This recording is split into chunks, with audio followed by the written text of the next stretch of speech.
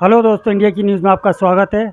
जैसे कि अब हज का टाइम आ रहा है, हज के लिए जो फॉर्म्स हैं वो ऑनलाइन हैं, ऑफलाइन हैं, किस तरीके से भरे जाएंगे फॉर्म, कितनी लास्ट डेट है, उसके लिए बातचीत करेंगे। और इस वक्त हमारे साथ में मौजूद हैं हाजी जाहिद साहब, जो तकरीबन 20 से 22 साल हो गए उन्हें हाजियों की खिदमत करते हुए और एक एक इन्फॉर्मेशन देते हुए कि हज के लिए क्या क्या करना है क्या नहीं। तो आज 4 दिसंबर से ऑनलाइन फॉर्म जो है वो शुरू हो चुके हैं और इसकी जो लास्ट डेट है 20/12/2023 लास्ट डेट फॉर्म जमा करने की है। अच्छा, तो अब इसके आप हाँ। चाहें तो हज कमेटी जाके भी उसको ऑनलाइन फॉर्म सबमिट कर सकते हैं। और जो ओखला वाले हैं या ओखला के आसपास के लोग हैं, ये अपना जैतपुर है, बदरपुर है, निज़ामुद्दीन है, आश्रम है, भोगल है, वहाँ के लोग यहाँ हमारे पास आते हैं तो हम उनके कंप्यूटर से जो है फॉर्म ऑनलाइन जमा कर देते जमा हैं। करेंगे। आपको पासपोर्ट चाहिए और आधार कार्ड चाहिए, पैन कार्ड चाहिए, कैंसिल चेक चाहिए, ब्लड ग्रुप चाहिए। अच्छा, कैंसिल चेक जो है हेड ऑफ द कवर का चाहिए सिर्फ। वैक्सीनेशन सर्टिफिकेट और मनी जिसको आप बनाएंगे उसकी पूरी डिटेल चाहिए। ये passport size photo, white background, latest. ये कि कैंसिल चेक क्यों चाहिए?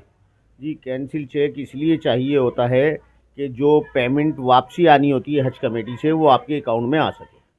दोनों डोज लगी हुई होनी चाहिए, वो ज़रूरी है।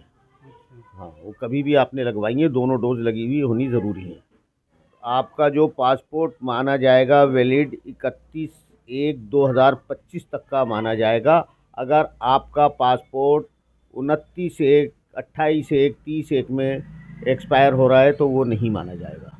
इसके लिए मैं सभी जो भी हज पर जाने वाले लोग हैं उनसे मैं यही कहूँगा कि जल्द से जल्द अपना जो पासपोर्ट है रिन्यू करा लें। हमारे दर्शक अगर जो जानना चाहते हैं कि कितना भी पैसा लग रहा है, जैसे इस साल कितना लग रहा है और पिछले साल कितना लगा था? देखिए, पिछले साल 365 के आसपास खर्चा आया था, 3 लाख। 3,60,000 या 65,000 के आसपास खर्चा आया था और रियाल हाजियों ने खुद लिए थे। अब के अभी कह नहीं सकते जब तक टेंडर नहीं छूट जाते। जैसे टिकटों के हैं और भी अदर हैं, वो वहाँ बिल्डिंगें बुक होती हैं, एयरलाइंस की टिकटें हैं, काफ़ी काम होते हैं। जब तक वो नहीं होते उसमें कुछ अभी आया उस नहीं है। प्रोसीजर में अभी टाइम है। जो बिना महरम के लेडीज़ जा सकती हैं, 45 साल की जो लेडीज़ हो गई हैं वो बिना महरम के ग्रुप बना करके वो जा सकती हैं। उसमें हमारी जो चेयरपर्सन है, पिछले साल कौसर जहाँ ने बहुत मेहनत की थी, जो हमारी चेयरपर्सन है, और इस साल भी वो बहुत मेहनत कर रही हैं इस काम के लिए। जो लेडीज़ अकेले होने की वजह से रियाती थी तो वो बिना महरम के जा सकती हैं 45 साल। दूसरे 70 साल का है, जिनकी 70 साल उम्र पूरी हो गई है, वो बिना उसके जो है ड्रॉ के, बिना लकी ड्रॉ के उनका नाम आएगा। उनका ड्रॉ में नाम नहीं डलेगा, 70 साल वालों का बिना ड्रॉ के नाम आ जाएगा। देखिए, हज कमेटी हर साल बहुत मेहनत करती है और ये जो मैंने अभी तक आपको जो भी इंफॉर्मेशन दी हैं, कोई मेरे पास ऊपर से डायरेक्ट नहीं आ रही। ये हज कमेटी के ही थ्रू हम लोगों को इन्फॉर्मेशन आती हैं, जो लोग खिदमत करते हैं, और वही हम इन्फॉर्मेशन आगे पास आउट करते हैं। और ये हज कमेटी ही काफ़ी मेहनत करती है। हमारे ईओ जो हैं वो हैं अशफाक आरफी साहब, और डिप्टी ईओ हैं मोहसिन अली साहब।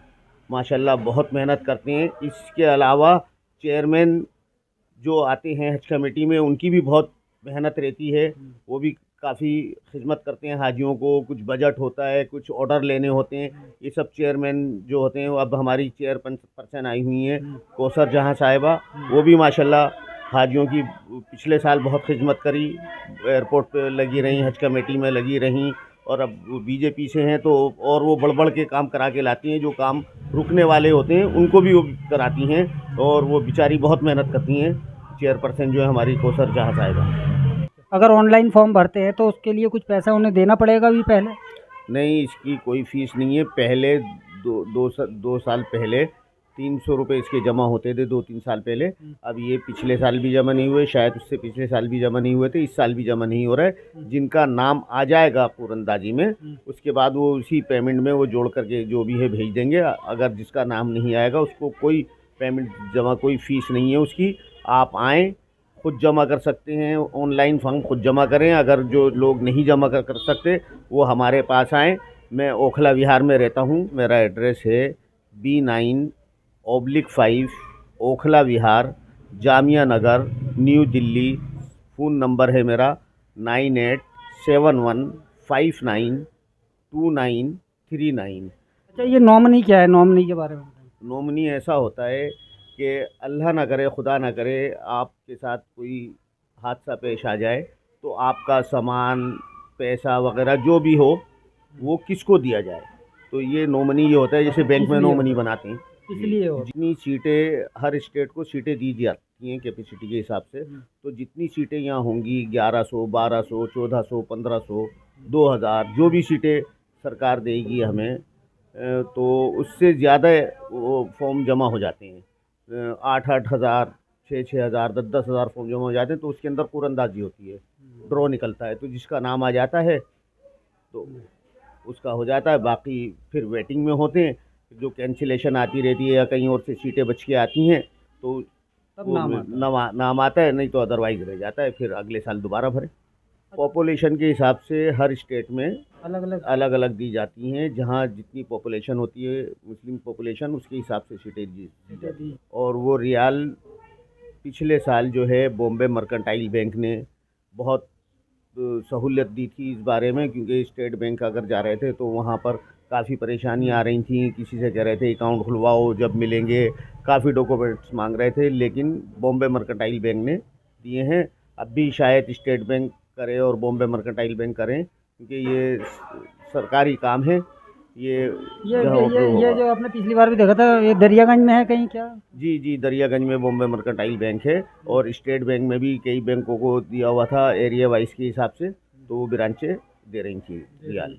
बाकी ये हमारे जो ये मानो भाई बैठे हुए हैं, मोइनुद्दीन उर्फ मानो भाई, ये भी हाजियों की खिदमत में हमारे साथ लगे रहते हैं। इनका ही ये ऑफ़िस हम इस्तेमाल करते हैं।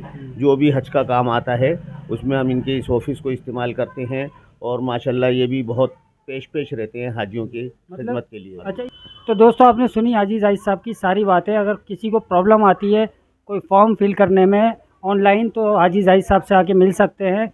और बाकी कैसे सिम मिलती है, रियाल कैसे कहाँ मिलते हैं, वो सारी वीडियोज़ एक के बाद एक, अब जब हज करीब आता जाएगा हम आपको देते जाएंगे इसी चैनल पर।